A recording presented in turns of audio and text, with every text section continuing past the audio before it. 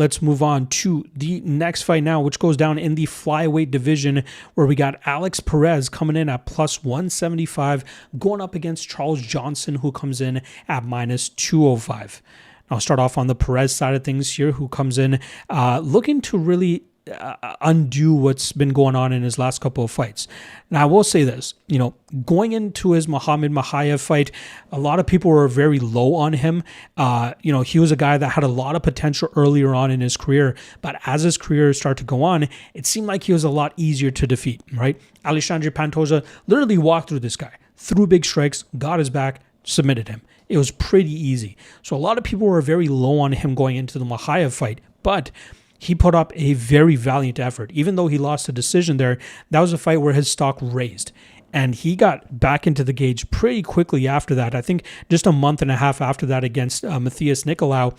And he showed Nicolau no respect, throwing big shots, eventually clipped him with a big punch and got him out of there by knockout. So that was a big win for Perez. That was big for him to get back on the winning track. And he tried to follow that up by derailing the undefeated 15-0 Japanese prospect Tatsuro Taira. Unfortunately for him, after a successful first round, there was a weird scramble in the second round that injured the knee of Perez and put him out of competition for nearly 1.5 years before he eventually returned against Asu Almabayev in November of 2025. That was a fight where momentum seemed to be shifting Perez's way. He lost the first round, got out grappled. Second round, he started to get to his game, and it seemed like Almabayev was starting to slow down. But then in the opening seconds of round 3, we saw Almabayev jump guillotine, catch Perez in a bad spot, and eventually get the submission there. But Perez is a guy that is much better than the last 5 indicates. He was originally known for his high-level wrestling and good top control, but he's developed such a good striking game that he really pressures his opponents, throws big strikes. But the best part about it, I love how consistent he stays with that leg kick. He loves to chew the lead calf of his opponent, and he sprinkles it in at perfect times. Whether he's blitzing forward with a hook combination or looking to land that leg kick behind it, or start with the leg kick and go with the combinations afterwards, he's always throwing different looks at his opponents that keeps his opponents on the defensive. So his durability normally is on point. So he's able to eat some shots even when he's crashing forward. But what he does in those moments is gain the respect of his opponents, and that's where they're often caught looking and just waiting to see what he's doing, and that allows Perez to start scoring more often. And then mixing in takedowns behind that as well, he's still very capable at 33 years old, and especially with the style that he's developed over his last couple of fights, don't look at all that red. This is a guy that's much better than this 1-4 run indicates. And then when you look at those names that he's losing against, Alexandre Pantoja, former champion, Muhammad Mokaev, if it wasn't for his out-of-cage shenanigans, probably a top UFC flyweight right now. Tatsuro Taira, probably fighting Joshua Van next for the title, depending on how quickly Alexandre Pantoja can get back. And then Asu Almabayev, only came up short against Manal Kape, still a high-level flyweight. So those things are definitely something you need to take into consideration.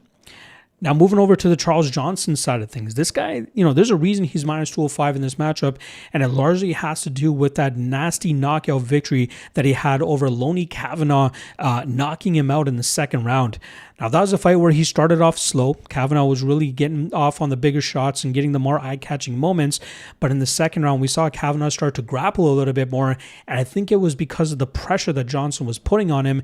And I think Kavanaugh was trying to slow things down. But Johnson immensely improved his grappling defense, always worked back to his feet, always reversing positions, getting Kavanaugh to start backing up.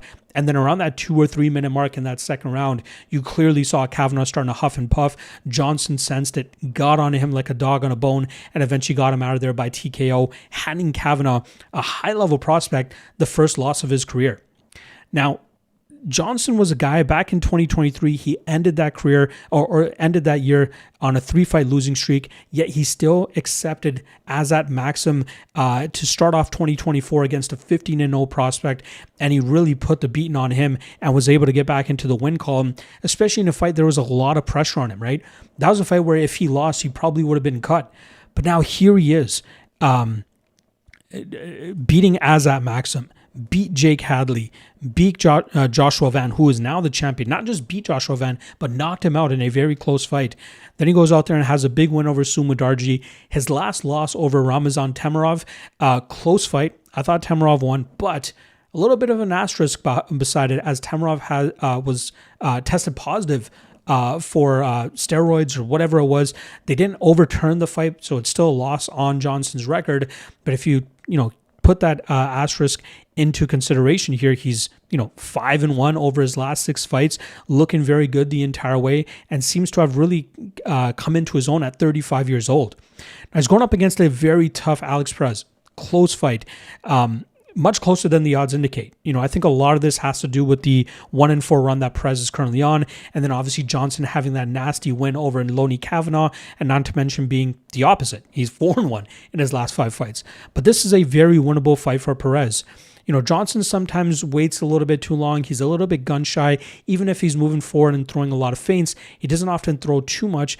And especially in a matchup like this, Perez could dictate the pace. He could be the one moving forward, keeping Johnson moving backwards, throwing his big shots, really lighting up that lead calf of Johnson. That could slow Johnson down as well. But even the wrestling, I know Perez has a great gas tank. So even if he fails on these takedown attempts or Johnson's able to spring back to his feet, just like he did against Kavanaugh, I think that's going to cause that won't cause Perez as much issues as it did to Kavanaugh. Perez has a great gas tank. He will mat return. He will re-wrestle. He'll stick back to his striking, then get back to his grappling. But I think that constant forward pressure and the lack of finishing ability from Johnson. Like, I know he knocked out Joshua Van. That was a perfectly timed shot. Van likes to mix it up in the pocket a little bit more than most fighters, and that left him susceptible to getting caught with that shot. But Perez, I think, will be a little bit harder to catch with a big shot. Johnson's not a big submission specialist, and that's often the kryptonite in Perez's game if you are going to be able to finish him.